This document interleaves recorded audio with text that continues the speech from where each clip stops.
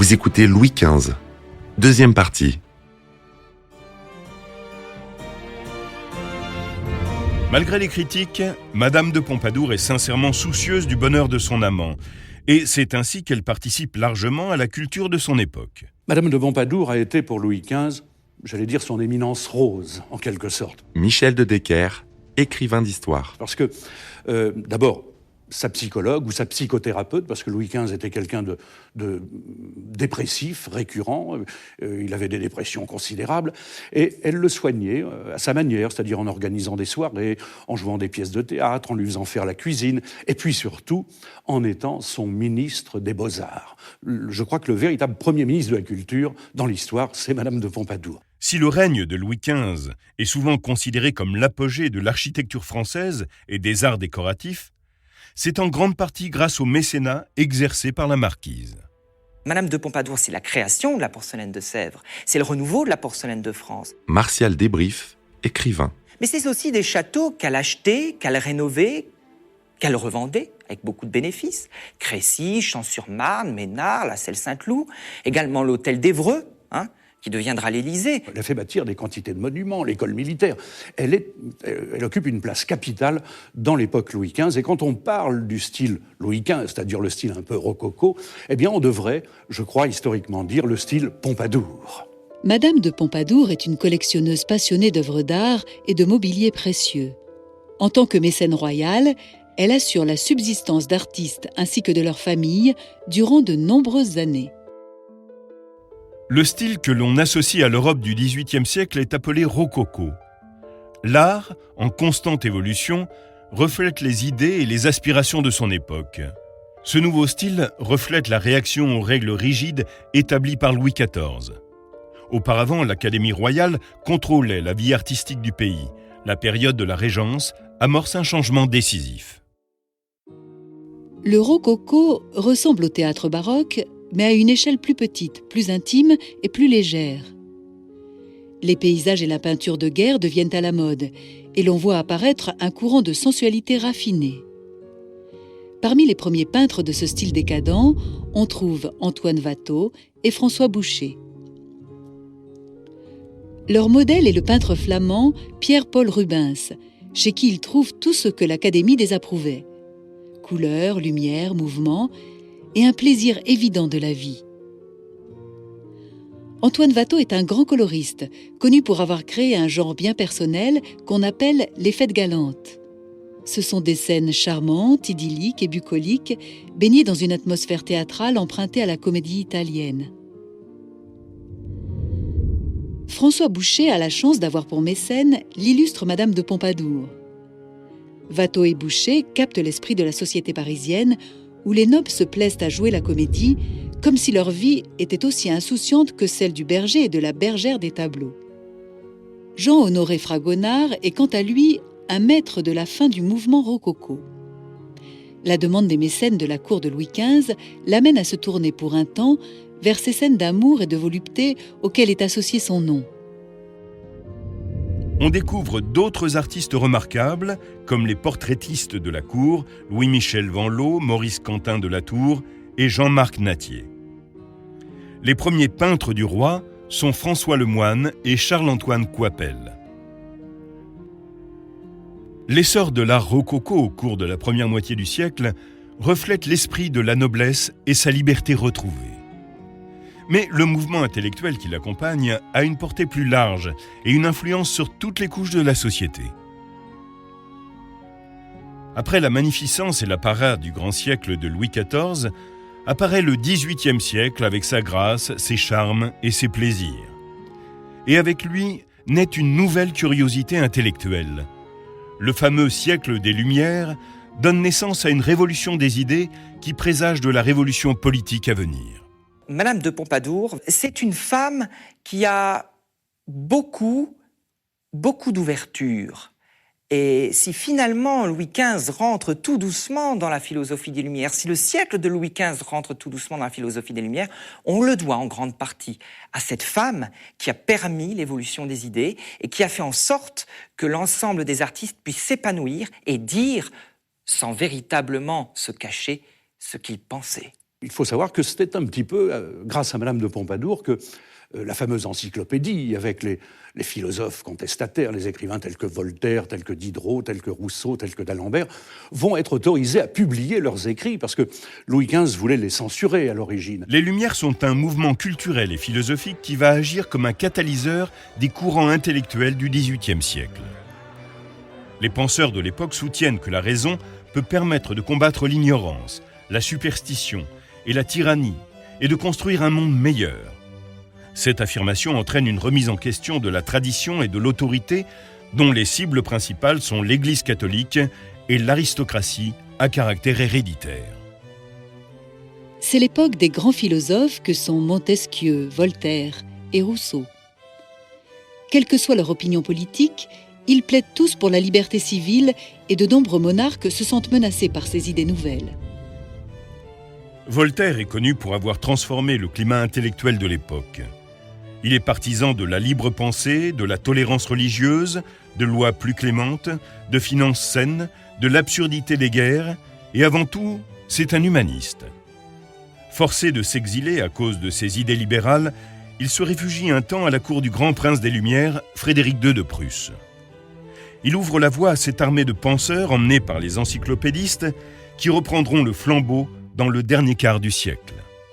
Ces érudits font partie du mouvement libéral favorable aux réformes qu'on appelle parti philosophique en opposition au parti des dévots qui défend les intérêts de l'Église.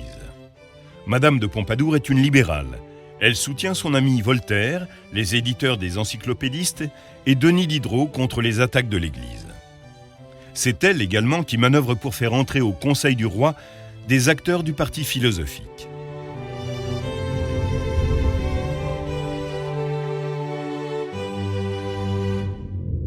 La guerre de succession d'Autriche s'achève avec le second traité d'Aix-la-Chapelle en 1748.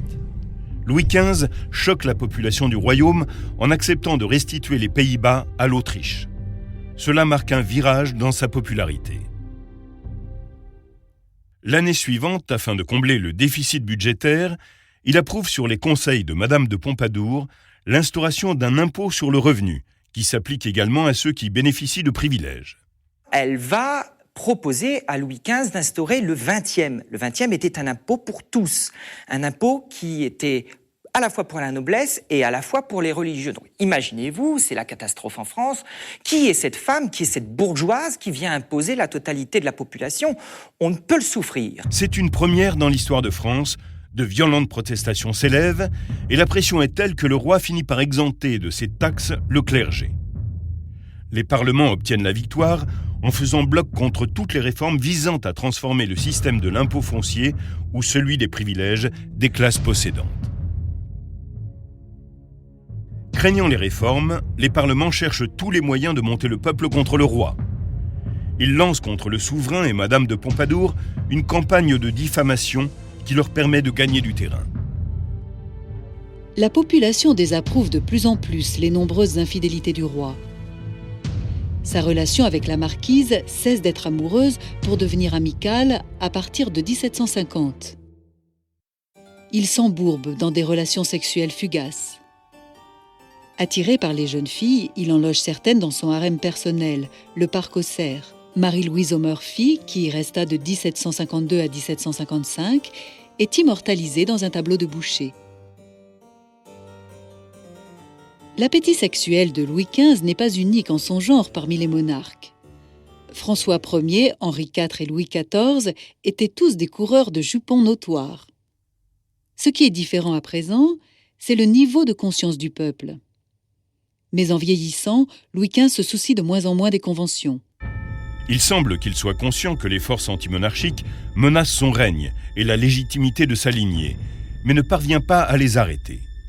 Sa timidité l'empêche de prendre vraiment les choses en main et il se laisse influencer par une favorite puis une autre, ce qui accentue les dissensions qui perturbent son règne.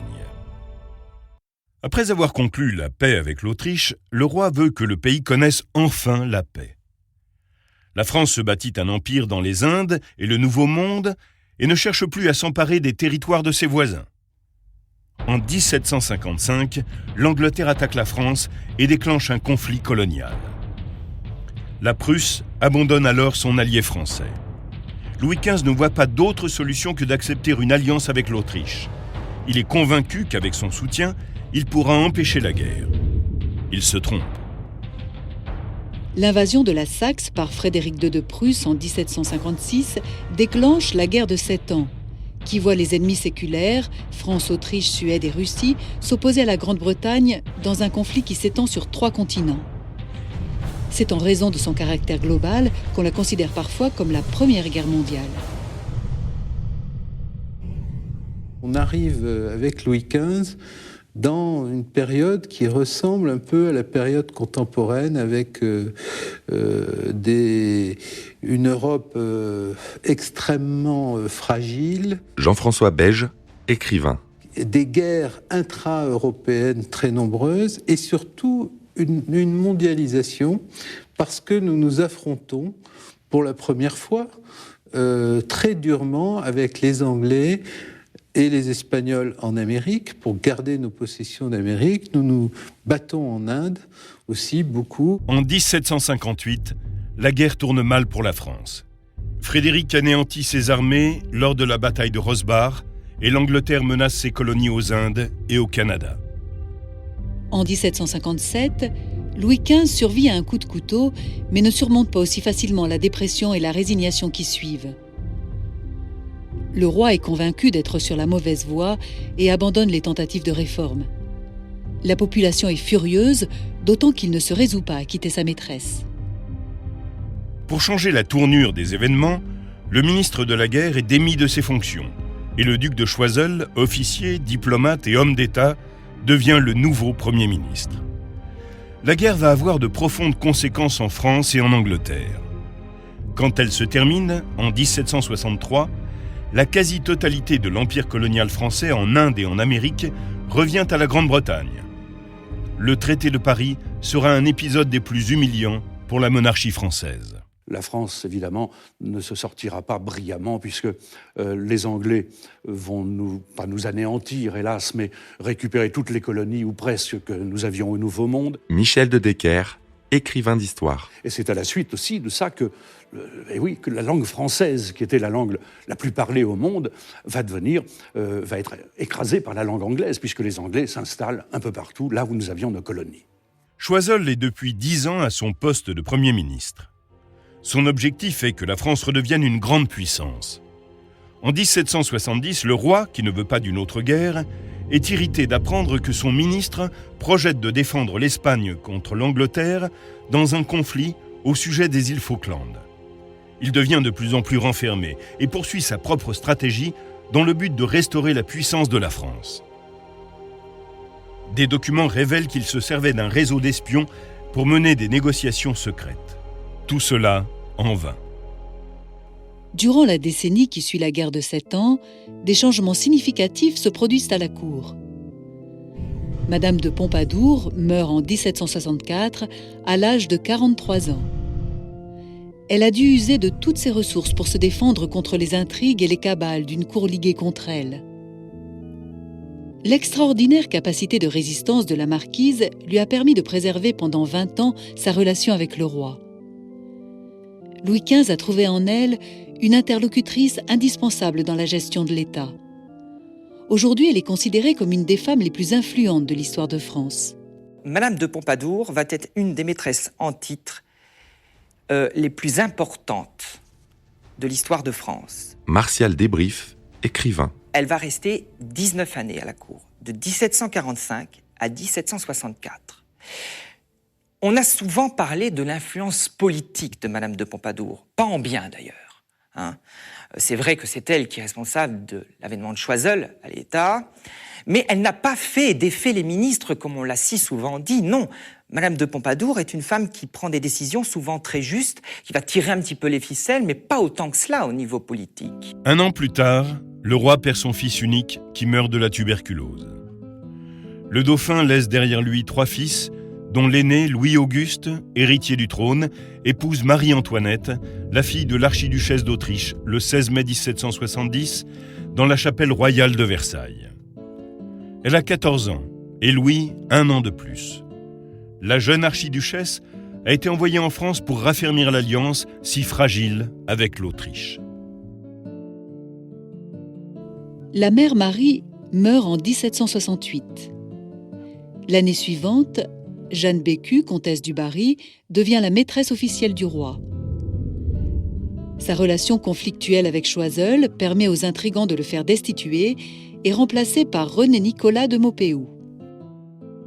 Aux yeux du monde, les pertes territoriales et la débauche de la cour conduisent la France à sa perte. Et dans le pays, le mécontentement s'amplifie.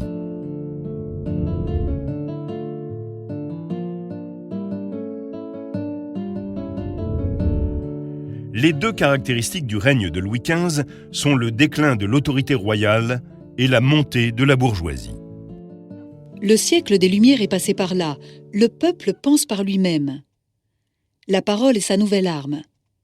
Banquiers, avocats, marchands, écrivains, acteurs, artisans et artistes commencent à diffuser plus largement leurs opinions. Il y a une phrase terrible de l'historien Jules Michelet qui dit « Après Voltaire et Rousseau, de toute façon, la révolution était faite. » C'est-à-dire qu'il y avait eu quelque chose qui s'était débloqué dans les esprits. Il y avait eu des livres qui s'étaient beaucoup vendus. On peut rajouter aussi Montesquieu et sa théorie des pouvoirs, qui est plus du tout la théorie, nous éloigne complètement de la monarchie médiévale, son analyse de la monarchie constitutionnelle britannique. Et vraiment, à partir de là, on est dans quelque chose d'assez pré-révolutionnaire. Dans le domaine artistique, le rejet du baroque et du rococo reflète les courants politiques populaires qui critiquent un gouvernement faible et corrompu et multiplient les attaques contre les détenteurs de privilèges. Certains peintres, formés au style rococo, se tournent vers le réalisme et mettent en avant la simplicité et la dignité de l'homme du peuple.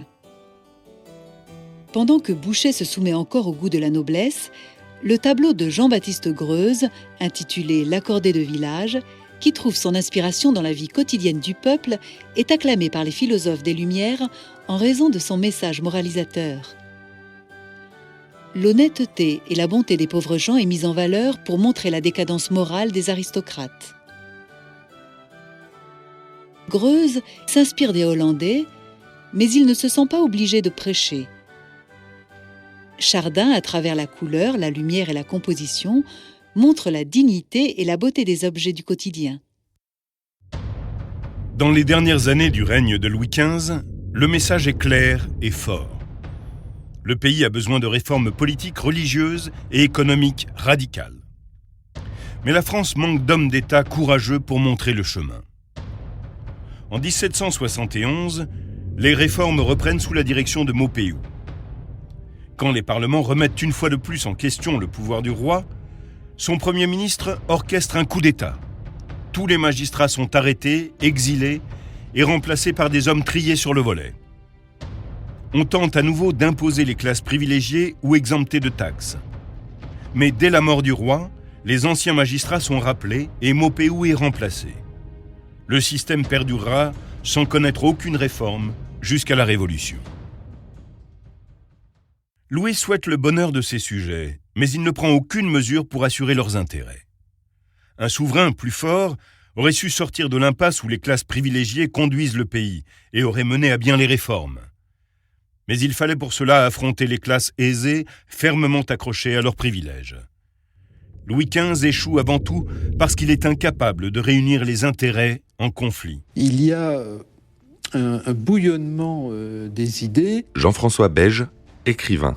Auquel le roi est un peu étranger parce que ça ne l'intéresse pas, il n'aime pas trop les querelles strictement intellectuelles. Pendant le règne de Louis XV, les parlements s'agitent, les parlements gigotent un peu.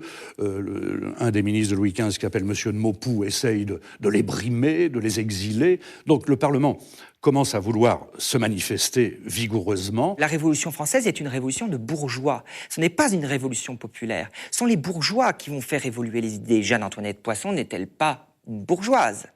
Et c'est tout ce mouvement bourgeois qui, depuis des années, prête à la noblesse, qui, depuis des années, ne peut pas jouir du pouvoir alors même qu'elle le finance, eh bien, va se retourner, sous Louis XV, vers cette noblesse et tout doucement, commencer à prendre du pouvoir.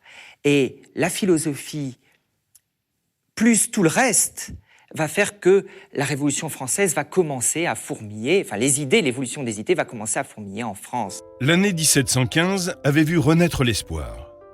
En 1774, celui-ci a disparu, ou quasiment. L'Angleterre, l'Autriche et la Russie sont de plus en plus puissantes. La France a perdu sa suprématie. Le mécontentement accumulé au cours des 2 guerres et des dernières années du règne de Louis XV s'est transformé en indignation générale. Louis le bien-aimé n'en verra pas l'explosion finale. Il meurt en 1774 de la variole et est enterré en la basilique de Saint-Denis où reposent les rois de France. C'est son petit-fils qui lui succède, prenant le nom de Louis XVI. Louis XV a régné pendant près de 60 ans. Il a reçu le surnom affectueux de bien-aimé au début de son règne, quand il était beau, jeune et que le pays vivait en paix et dans la prospérité. Il est vrai que le peuple était alors plus heureux qu'il ne l'avait été sous son prédécesseur Louis XIV et que la discrétion du nouveau monarque a peut-être masqué l'importance de ses réalisations. Mais durant la seconde moitié de son règne, l'échec du gouvernement dans les domaines de la politique, de l'économie et de la morale va mener la monarchie vers son déclin. Au cours des années qui suivent la mort de Louis XV, les voix se rassemblent. La France devient de plus en plus consciente d'elle-même. Le peuple veut partager les responsabilités avec le gouvernement. Il désire voir régner la tolérance religieuse et se mettre en place une nouvelle vision de l'agriculture, source principale de la richesse nationale.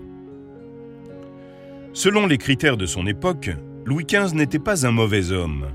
Sa tragédie, qui fut celle de la France, c'est qu'il avait hérité d'une fonction qu'il n'aimait pas et d'un système politique qui exigeait plus d'esprit d'initiative qu'il n'en était capable. Il a été au pouvoir pendant une période de changement radical des idées politiques, sociales et intellectuelles. Le monde se transformait dans tous les domaines, intellectuel, commercial, artistique, politique et constitutionnel.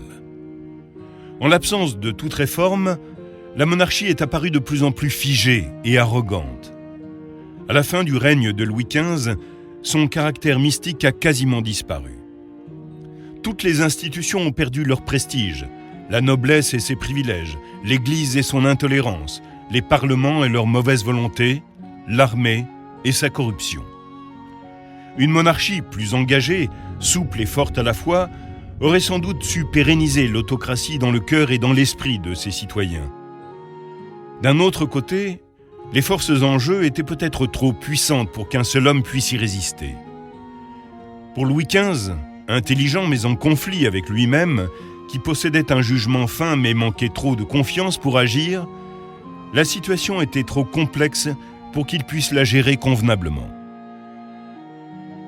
Malgré une jeunesse douloureuse et un lourd héritage, Louis XV rassembla ses forces pour sauvegarder le régime de monarchie absolue qu'il transmit à son petit-fils, Louis XVI. Mais sa célèbre phrase « Après moi le déluge » montre qu'il était parfaitement conscient du fait que son pays allait vers une révolution qu'il ne savait comment empêcher.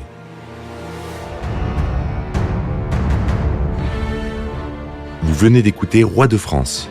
Si vous avez aimé ce podcast, vous pouvez vous abonner sur votre plateforme de podcast préférée et suivre Initial Studio sur les réseaux sociaux.